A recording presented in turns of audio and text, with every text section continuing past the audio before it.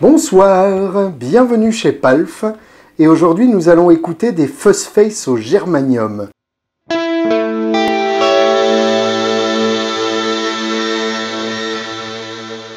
Alors on a fait une petite sélection de Fuzzface au germanium et un petit intrus au milieu.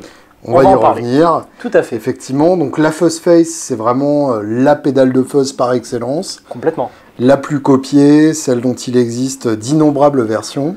Oui, j'ai pas du tout commencé par ça. Quand j'ai fait des clones, je n'ai pas commencé par une Fuzzface. De toute façon, quand tu montes une boîte de pédales, d'abord tu fais une Tube Screamer et ensuite une Fuzzface. Ou dans l'autre sens d'ailleurs. Quand t'es maso, tu commences par un chorus. Ouais. Mais sinon, la fuzz est arrivée très vite, et la Tube Screamer, évidemment, c'est un grand classique. Donc l'histoire de la Fuzzface, ça commence en 1966, donc c'est vraiment à une époque où il y a très peu de pédales pour guitare, et c'est dans un magasin britannique, tout simplement, qui s'appelait Arbiter, du nom de Ivor Arbiter, son propriétaire. Et donc c'est un magasin dans lequel on fabriquait des pédales, à l'époque ils fabriquaient directement dans les magasins, oui. D'où le terme de boutique. À l'origine. Ah, voilà, c'est là que ça vient. Et donc, leur concurrent, Solasound, avait déjà sorti une pédale qui s'appelait la Tonebender. Et Solasound était en train de travailler sur un nouveau circuit de Tonebender. Ouais. Donc, qui passait de la Mark I à la Mark II.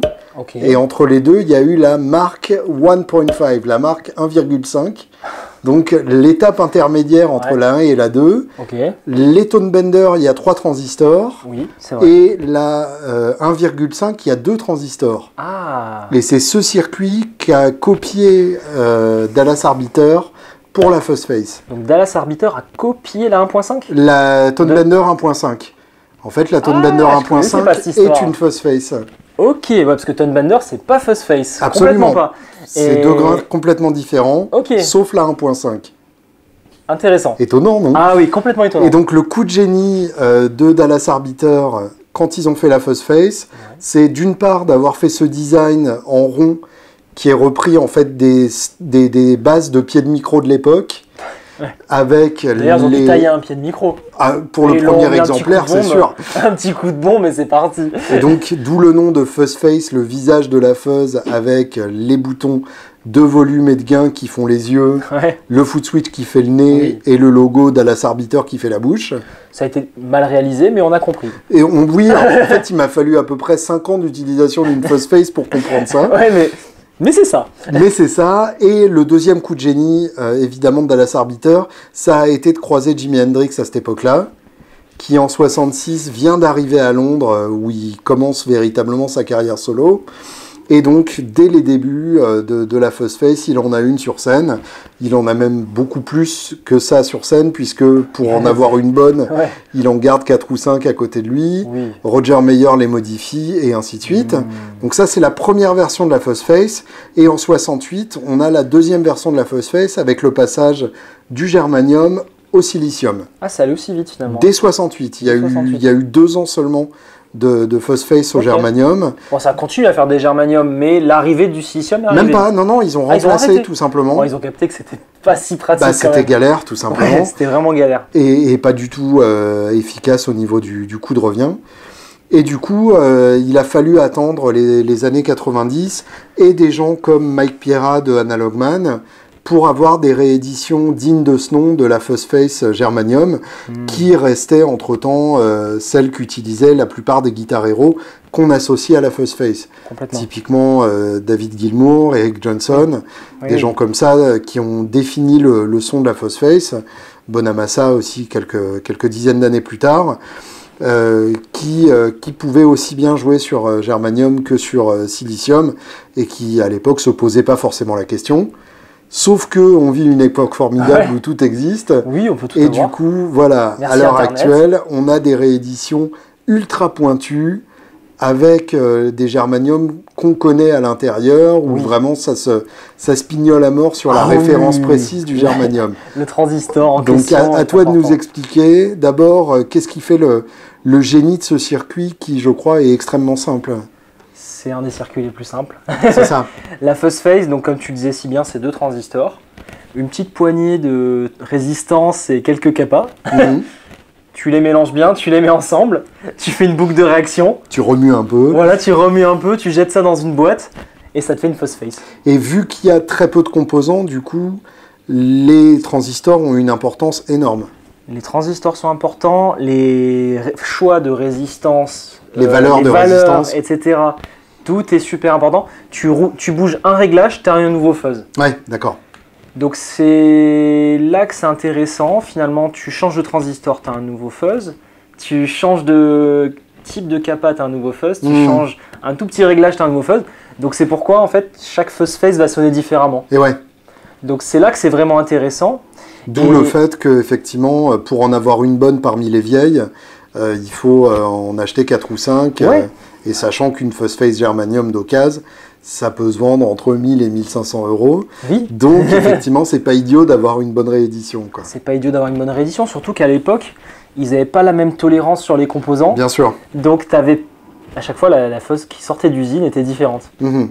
Donc ça c'est un point intéressant. Après au niveau des transistors, le transistor en germanium en tant que tel, si tu veux bien, je vais en discuter.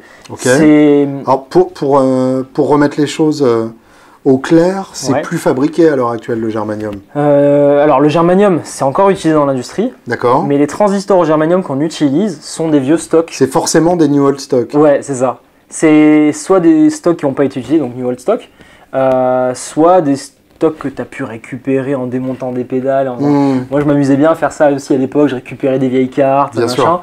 Et parfois, tu tombes en fait sur un stock de transistors en germanium et tu te dis, mais qu'est-ce que je vais en faire? Et là, tu branches et t'essaies. Mais en fait, ce qu'il faut comprendre, pourquoi ils sont vite passés au silicium, parce qu'en électronique, en fait, quand ils ont sorti les technologies silicium, c'était quand même la révolution. Bien sûr. Le germanium, il a ce défaut de produire ce qu'on appelle du bruit thermique. Mhm. C'est-à-dire que la pédale en elle-même, le transistor en lui-même, il va générer un bruit de fond selon la température. D'accord. Plus tu montes en température, plus tu as une agitation électronique et ça va générer du bruit. Donc ça, D'où le fait qu'une fuzz au germanium, quand il fait chaud, ça sonne plus. Alors, il y a aussi un autre phénomène, Ouais. c'est que ça va aussi changer la courbe du D'accord. transistor. Ouais, ok. Donc il va réagir différemment. Donc je peux pas te dire si ça va plus sonner, mais ça va sonner différemment. Ok. Donc ça c'est déjà un phénomène et le germanium est beaucoup plus sensible à ce coefficient de température qu'un silicium. Donc ça c'est déjà un aspect. Après tu as les aspects de gain. Chaque transistor a un gain différent, Ouais. un point de polarisation différent. Et je t'ai fait la remarque tout à l'heure quand on les a branchés, chacune de ces pédales marche sur pile. Oui, tout à fait.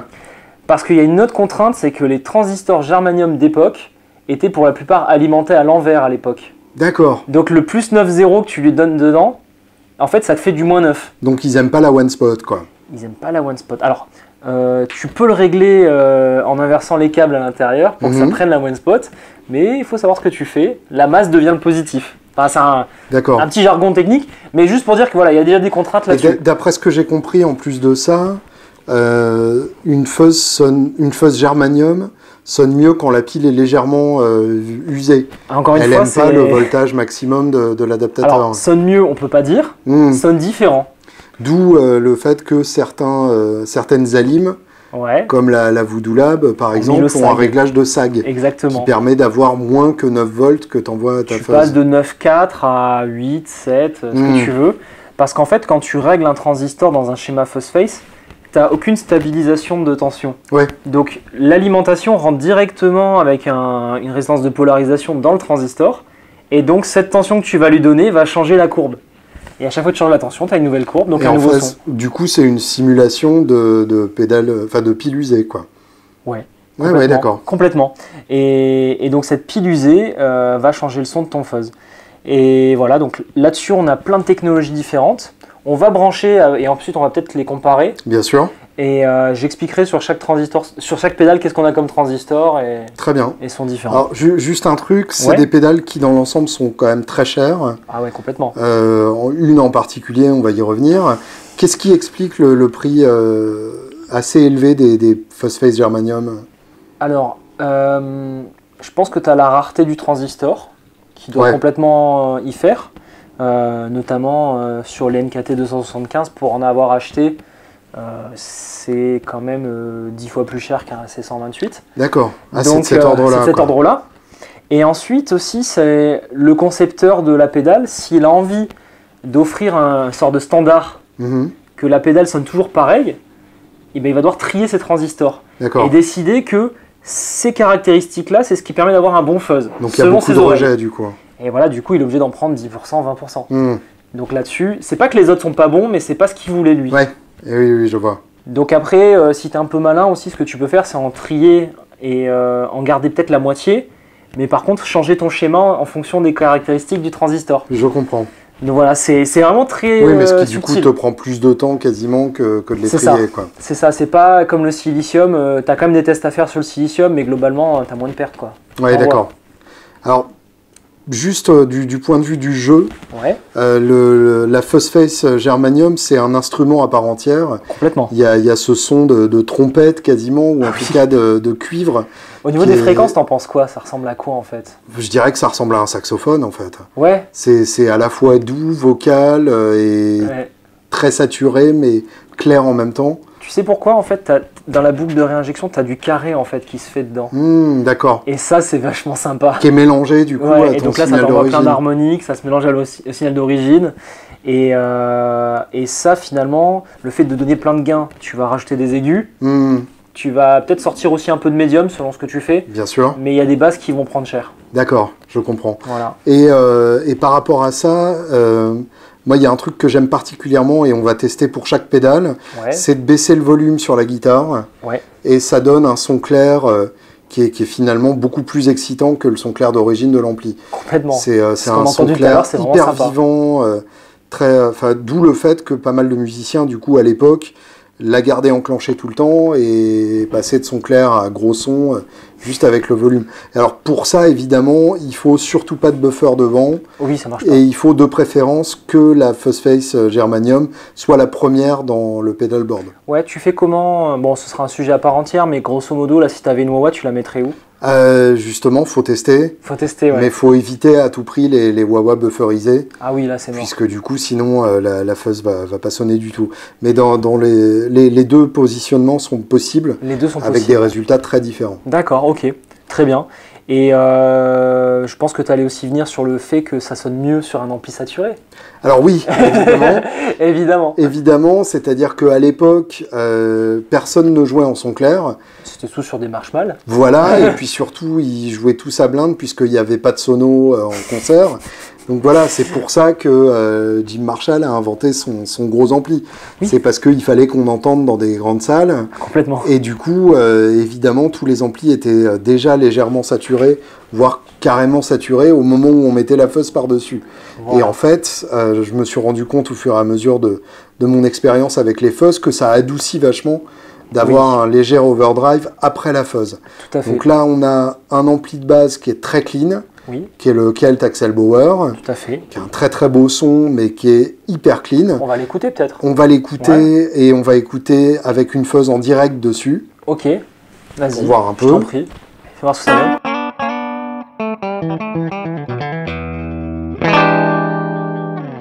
Ok. Au pif. Vas-y.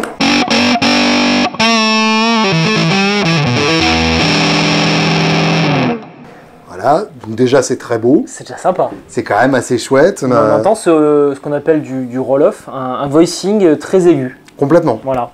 Et donc, si tu as un ampli crunché, c'est bien, mais on aime cet ampli qui est très polyvalent. Voilà. Donc on y met un overdrive. Exactement. Au hasard, donc la Savage, avec un niveau de sortie assez bas, ce qui nous permet de ne pas nous péter les oreilles. Voilà. Un niveau de gain très bas, ce qui nous permet juste d'arrondir sans changer le caractère de base. Oui. Et une tone un tout petit peu plus aiguë que midi.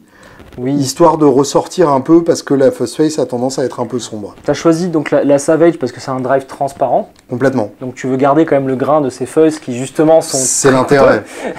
Mais c'est vrai que le fait de mettre un tout petit peu de gain, ça simule cet ampli crunché. C'est ça. Ça adoucit comme tu dis, mais c'est sûr si on le met là, ça va pas marcher. Non, voilà. Effectivement. Donc on va écouter la Savage toute seule.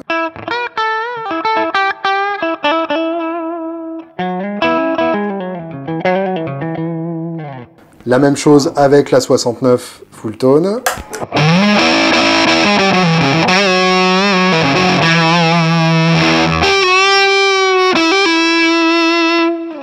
Ça n'a rien à voir. Hein. C'est tellement beau, j'en suis déjà ému. C'est complètement différent. Pour remontrer en vidéo, si tu veux bien, tiens, on va mettre sur la jam, juste pour le plaisir. Allez. Et je vais allumer et éteindre la Savage. Ok, vas-y. Très bien.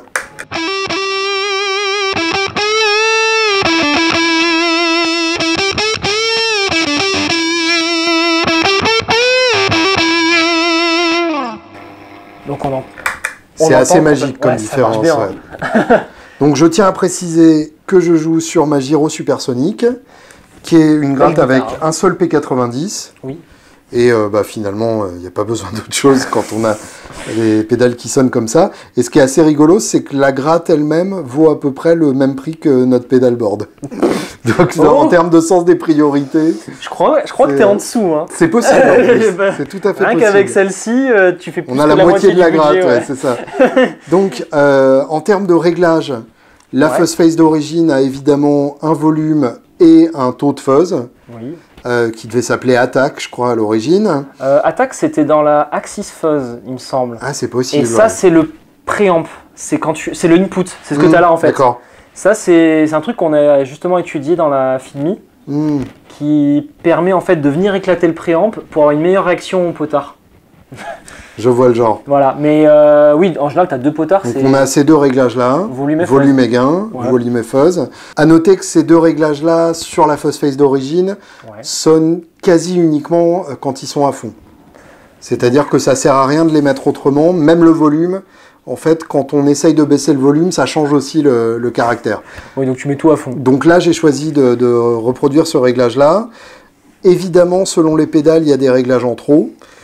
Donc la Fuzz Face, c'est vraiment la seule où on a les deux réglages d'origine. Sur la Analogman, la Sunface, on a un réglage en plus qui est... Ça a l'air d'être une tonne, non? Ouais, qui est une tonne, mais qui se passe plus dans le bas médium. Qui permet en fait soit de... Ouais, c'est ça, exactement. Soit de grossir les graves, soit de les trimer un peu, soit de les calmer un peu. Ce qui permet de ne pas avoir cette explosion de graves. C'est pas idiot par rapport à la pédale en question. Sur la full tone, on a un réglage d'input, donc de niveau d'entrée. Ce qui est pas bête parce que ça permet d'avoir le fameux réglage avec les deux à fond, mais de varier quand même le taux de distorsion. Tout à fait. Et un réglage de contour qui, pareil, règle Je trouve ça utile. La tonalité, tester, mais dans les graves. Alors je suis content parce que je ne les ai pas essayés et on va découvrir ça ensemble. Et je pense que ce réglage de contour, moi j'y crois. Hein. Ah, pour moi c'est pas bête, ouais. Moi j'y crois ça. Et la Fuzz Factory, donc là c'est la fête du slip au niveau des réglages. Puis au niveau des fonctions. Puis au niveau des fonctions. Donc pour faire rapidement, on a le volume, jusqu'ici tout va bien, le gate, donc qui est un noise gate intégré, le taux de compression qui est très vite assez violent, le taux de drive et alors le fameux bouton stab. Qui correspond à quoi? Alors, je me souviens plus exactement du schéma, mais il me semble que c'est un peu l'équivalent du sag. D'accord. Et du coup, là, au lieu de te changer le point de polarisation, ça le met tellement dans une mauvaise position qu'il se met à crier. C'est ça, donc ça fait des bruits incroyables, sans même qu'on ait à toucher sa gratte. Je t'avoue que les Fuzz Factory, j'en ai fait en 2013. Ouais. Je commence à oublier le schéma au fur et à mesure, mais en fait, c'est une simple Fuzz Face avec des potards en plus. Ouais. Donc Zachary, en gros, chaque variable de la Fuzz Face d'origine est contrôlable par un bouton. Ouais, je pense que Zachary, à l'époque, il s'est dit, tiens, là, si je mets un potard ici, il va se passer un truc, c'est comme ça que j'arrive à changer mon son de fuzz. Ouais. Et il est tombé sur des réglages complètement fous et il a aimé ça. Tu dis Zachary, c'est Zachary Vex. Exactement. D'où le Z-Vex avec le point entre les deux. Et d'ailleurs, c'est intéressant que tu mentionnes Zachary Vex, parce qu'en fait, je ne m'étais pas rendu compte, mais entre Analogman, Full Tone et Z-Vex, on a les trois pionniers de la pédale boutique au début des années 90. Voilà, Mike Fuller pour Full Tone, Pierra pour Analogman et Z-Vex pour Z-Vex, qui en fait sont vraiment les trois marques qui ont lancé la mode de la pédale boutique. Donc on peut les remercier quand même d'être là aujourd'hui. Et probablement donc les trois mieux placés pour faire des répliques de qualité de la Fuzz Face. Complètement. Bon, après Jam qui arrive un peu plus tard. Mais Jam qui est la seule marque européenne parmi les quatre, qui vient de Grèce et qui est effectivement une très très belle réplique de la Fuzz Face Germanium. Bon, et du coup on va essayer tout ça. On va commencer par les répliques les plus serviles, enfin les plus proches de l'original. Okay. Et on va commencer par celle qui n'a rien rajouté au niveau de réglage, c'est la Fuzz Phrase. Allez, vas-y. Hein.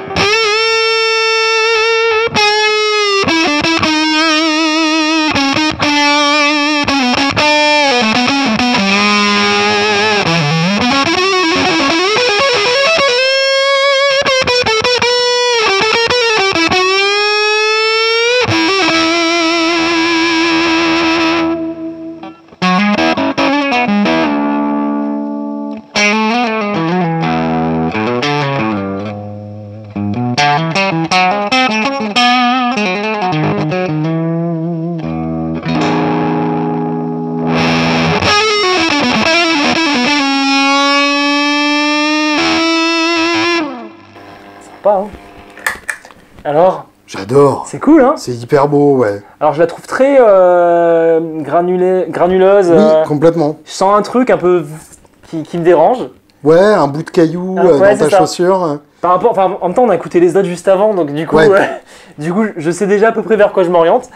Mais franchement, déjà, c'est assez beau quand même. À noter que là, on compense le volume sur la Savage, mais c'est celle qui a le moins de volume de sortie. Tout à fait. Ce qui peut être éventuellement un problème si on veut vraiment marquer une grosse différence entre le son fuzz et le son normal. Après, de toute façon, une fuzz germanium, c'est capricieux et c'est chiant à intégrer à un pedalboard quoi qu'il arrive. On la mettra au congèle la prochaine fois ça. Avant de démarrer et on verra ce que ça donne. On continue dans les répliques relativement fidèles avec la Fulton, 69 Mark II. Tu me permettras de jouer un peu avec les potards pendant que tu joues. Bien sûr. Mark II, c'est tout simplement parce que c'est le petit format. La Mark I, c'est la 69 d'origine qui est beaucoup plus grosse. Ah d'accord, et qui du coup est très chiante à intégrer à un pedalboard. Allez, c'est parti.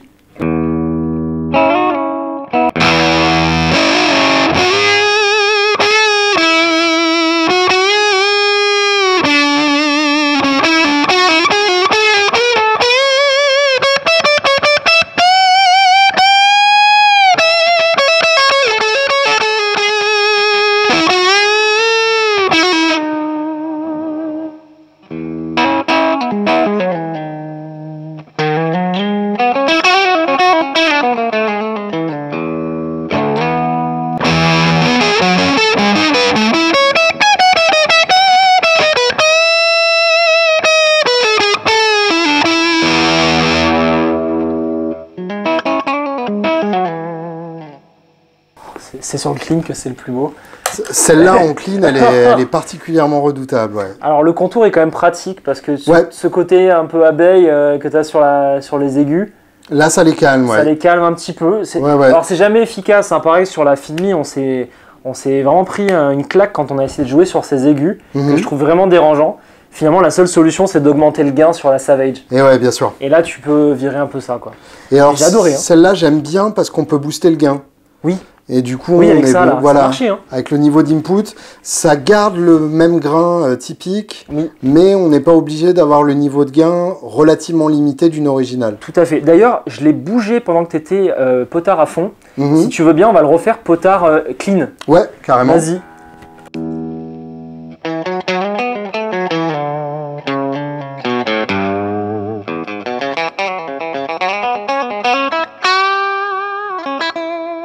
Ouais, ça a tendance à éclaircir un peu aussi. Ça éclaircit un peu, ça donne un petit peu de grain. Moi là, ça c'est mon réglage. Hein. J'adore. Moi si, franchement je suis convaincu. C'est très très beau. Celle-là, et alors, c'est vrai qu'on n'a pas parlé des transistors. Eh ben vas-y, c'est important de je t'écoute. Pignoler un petit peu quand même. Pignolons-nous gaiement. C'est l'heure de la pignole. Alors la Jam c'était des OC44, donc c'est pas de la cochonnerie, c'est difficile de les trouver ceux-là. D'accord. Et la Fulton, c'est du NKT 275. Donc l'NKT 275, j'en ai déjà chopé. C'est vraiment pas donné. J'avoue qu'à l'époque, j'en avais pas fait quelque chose de formidable. Donc il faut prendre le temps de bien les maîtriser. Et aussi, j'en avais pris une dizaine ou une vingtaine. Et je pense que sur ce que j'avais, il n'y en avait aucun de bon. Oui, d'accord. Pour que tu vois un peu la complexité. C'est comme les images Panini, tu peux déjà toutes les avoir dans le sachet que tu as acheté. Quoi. Oui, là, c'est... Je vois. Et donc, à propos de NKT 275, il y a encore plus rare, c'est la NKT 275 White Dot. Tout à fait. Alors là, je connais pas ces détails-là. Là, on arrive à un niveau de pignolage suprême. Et donc, c'est visiblement une 275, mais avec petit point blanc, qui fait que c'est encore plus dur à trouver, et c'est censé sonner encore mieux que mieux. On a qu'à Et il prouver y en ça. a un, donc, dans cet Analogman Sunface qu'on Bah, a eu deux, l'extrême j'espère. gentillesse, oui, peut-être 2, J'espère quand même. de me prêter. Sinon, c'est à moitié bien. Sinon, c'est à moitié bien. Mais alors, donc, celle-là, c'est pas n'importe quel Sunface. Ah non. Déjà, la Sunface, c'est difficile à trouver, c'est cher et c'est rare. Ok. Mais là, la White Dot, carrément, il n'y en a plus. C'est aux limites de l'introuvable. Et D'accord. quand il y en a, c'est 700 balles sur Reverb. Donc, merci à Steven qui nous l'a prêté. J'espère que tu verras cette vidéo pendant que Julien sera aux îles Caïmans avec ta pédale. Parce que tu ne le reverras plus jamais. Quoi. Voilà, C'est je l'ai perdu. perdu dans le chemin, Et merci à Ludo aussi pour la First gamme. Phrase. carrément. Pareil, hein, je pense que je vais la garder. Au revoir Julien, c'était Salut. ta dernière vidéo. Voilà. Donc écoutons la plus chère du lot et qui est censée être la plus proche et la plus fidèle à la Phosphase Germanium d'origine, sachant que, évidemment, comme on le disait tout à l'heure, il y a plein de Phosphase d'origine puisque tout était différent. Exactement, donc ça ne sonnera pas comme une autre.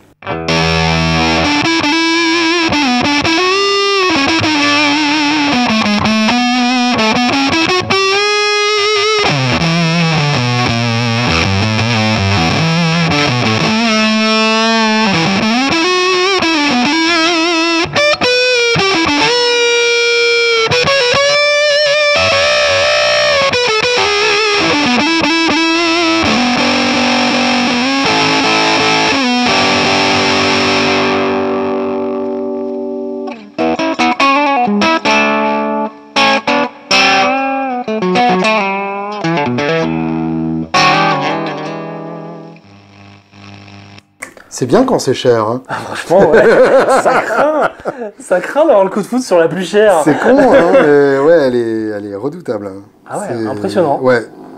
Le clean-up, peut-être, enfin, Alors, le son clair me plaît un peu moins que la full stone. La full stone. La full stone, elle est bien réglée. Peut-être qu'on va baisser celui-là. Allez, vas-y, on essaye.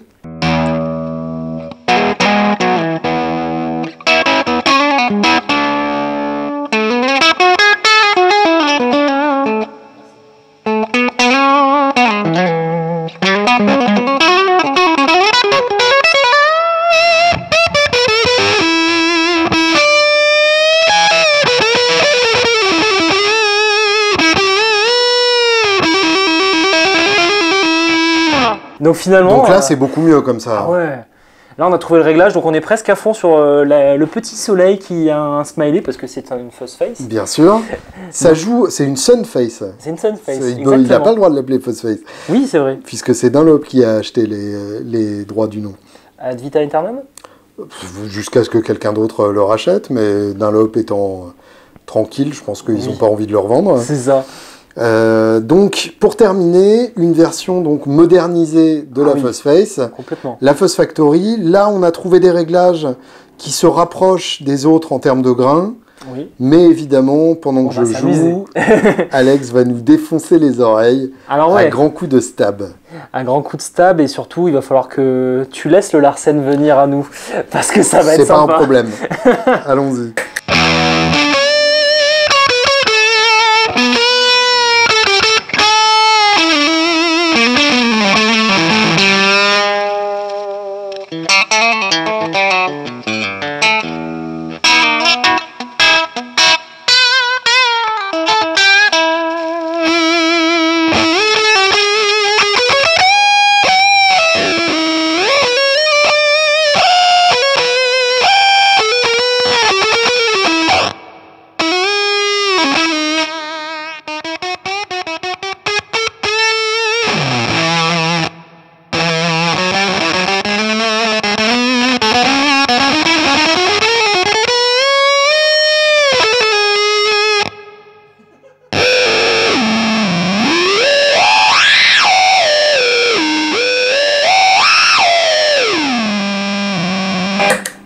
C'est quand même très rigolo comme pédale. Mais en plus d'être rigolo, ça sonnait bien quand En même. plus, ça sonne bien. Alors, Franchement. je dois avouer que quand même, je la trouve un poil plus agressive que les autres. Oui, bien sûr. Bah après, Est-ce que c'est dû au germanium en question ou est-ce que c'est dû au circuit? Et c'est quoi les germaniums en question? Alors là-dedans, tu es sur du AC128. D'accord. C'est facile d'en trouver chez les Russes. Ok. J'en ai acheté un wagon des AC128. D'accord. Ça, j'en ai acheté un paquet. Tu t'en sers dans quelle pédale, toi? À l'époque, je clonais du Fuzz Factory en 2013. Tout simplement. C'est même d'ailleurs une des premières pédales que j'avais fait quand j'étais au collège. D'accord. Mais qui ne marchait pas à l'époque. Bien sûr. Et c'est un peu plus tard que j'ai fait ma small Ça clone. t'apprendra à commencer par une pédale avec 5 boutons. Oui, c'est ça. Non, mais c'était... j'avais pas capté cette histoire de pile inversée à l'époque. Voilà, donc...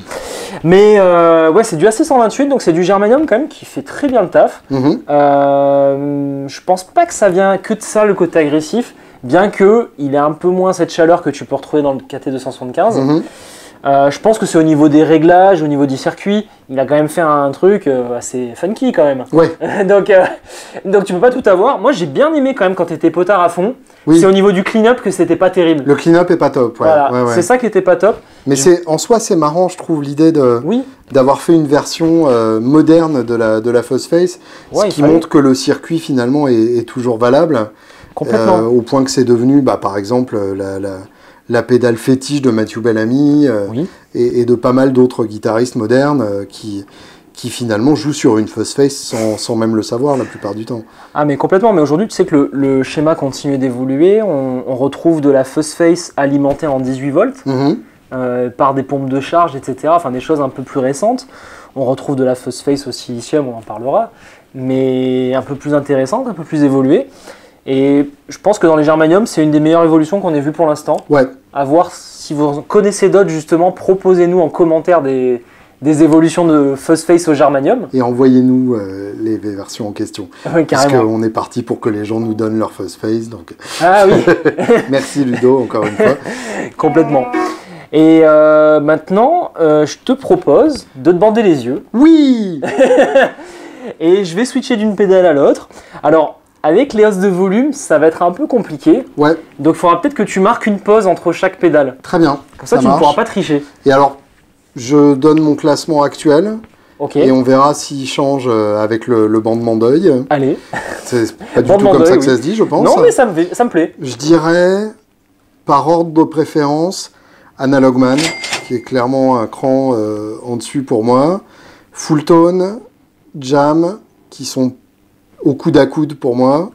Ok. Même si la Full Tone gagne en termes de possibilités de réglage, avec ces deux petits réglages en plus. Et la Fuzz Factory, qui est très rigolote, mais pour moi un cran en dessous au niveau purement du grain. Ok. Toi, c'est quoi ton grand classement? Ah, on n'a pas les mêmes goûts cette fois. Ah bah vas-y, raconte. Ça, c'est intéressant. Ça me plaît, ça. Alors, moi, je vais dans l'autre sens. D'accord. Celle que j'ai le moins aimée, c'est la Jam. Ouais.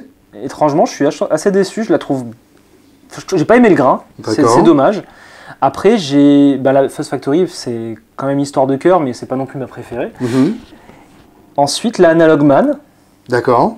Et moi, ce que j'ai préféré, c'est la Full Tone. Ok, très bien. Parce que la Analog Man, c'est vrai qu'elle a un très gros son, mais c'est beaucoup trop cher. Et j'aime pas alimenter ce côté collectionneur, pignolage, du moindre white dot, après, etc. lui, il les vend pas à ce prix-là.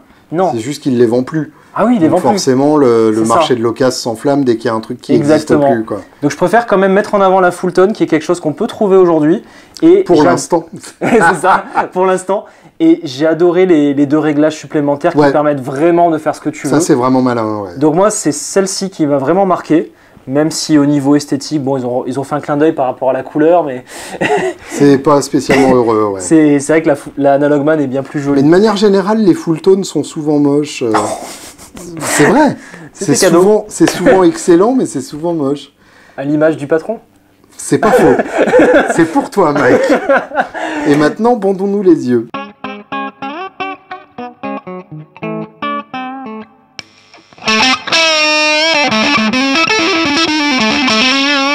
Ok. Je sais déjà pas ce qui est quoi. Mais c'est le but. Oh merde. Donc, Vas-y. Attends, faut pas que tu me feintes. C'est bon, c'est parti.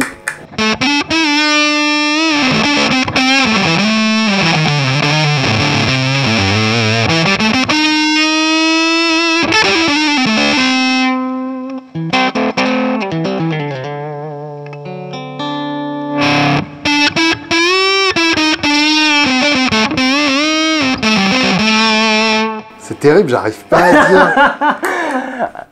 Oh la vache. Ah, c'est chaud, hein. Ah ouais, je suis paumé là. Pour te dire, j'hésite entre les 4. Là. Ok. Ok, fais écouter les autres. Ah ouais, carrément, t'abandonnes, si ça. Ah ouais. Ah ouais, ok. Bon, allez. Attends. Vas-y.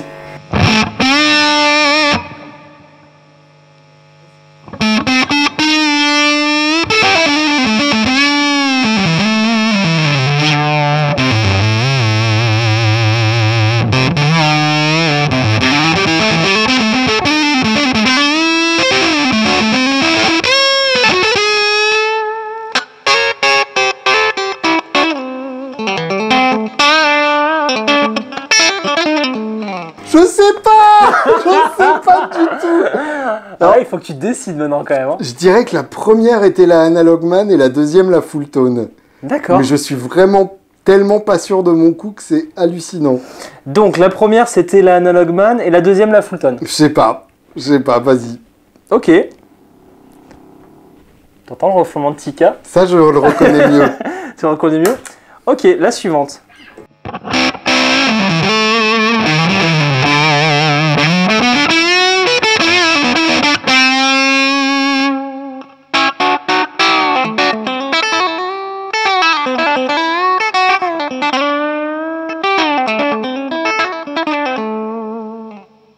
Peut-être la Jam.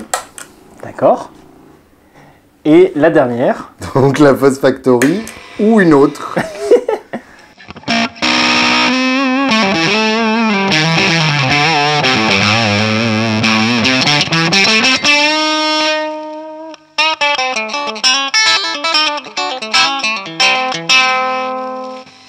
Ouais. Alors, la dernière? Bah c'est peut-être la Fuzz Factory. Hein. Bon. Est-ce que, si ton score est dramatique, tu veux une seconde chance? Non, j'assume. T'assumes complètement? J'assume totalement. Ok. Donc j'ai rien eu de juste, c'est ça? La dernière était bonne. Ok. Et donc tout le reste, c'était C'était tout dans le raté. désordre. Ok. Alors j'avoue que c'est pas facile. Hein. C'est dur, hein? Franchement, même moi, je me demandais, mais waouh. Donc j'ai commencé par la Jam. Ok. Je suis allé vers la Analog Man, D'accord. vers la Full Tone. Ah ouais, j'en ai aucune des trois premières. Là, les trois sont fausses. Excellent. Et celle-ci, bon, voilà, t'as réussi. Ouais, donc ça veut dire que, en fait... Ça se vaut. Ouais, la Fuzz Factory est clairement un cran en dessous. Pour ça, en tout cas, elle fait plein d'autres choses bien. Mais les trois autres, c'est vraiment dans un mouchoir de poche, quoi. Oui, c'est vrai que c'est assez proche. Et au point que même j'ai l'impression qu'elles ont changé de son depuis le début. Ah ben là, tu vois, la pièce, ça se réchauffe un Ouais, petit peu. c'est ça. Il y a les lumières. Ah, c'est Là, c'est- incroyable. C'est vrai que la Jam, elle sonnait différemment. On est d'accord. C'est mystique. Il fallait qu'elle se prépare. un peu. Voilà, là, elle est mieux. Voilà, là. Petit temps de rodage avant chaque concert. Génial. Bon, et ben, effectivement, là, je... Non, mais attends, c'est normal. Hein. Je t'avoue que quand t'as joué, je me suis dit, mais comment il va faire? Ah, c'est... Ouais. C'est mon virtuellement impossible. Je- En tout cas, bravo à ceux d'entre vous qui y arrivent mieux que moi. Ouais, Si j'espère vous que vous avez avez fait le trouvé. test à la maison. Et merci Milka. Bon, tu veux stacker les fuzz ou on évite quand même? Oh non, on va mettre les 4. Ah, bah ouais. Toutes les pédales. Faut jouer!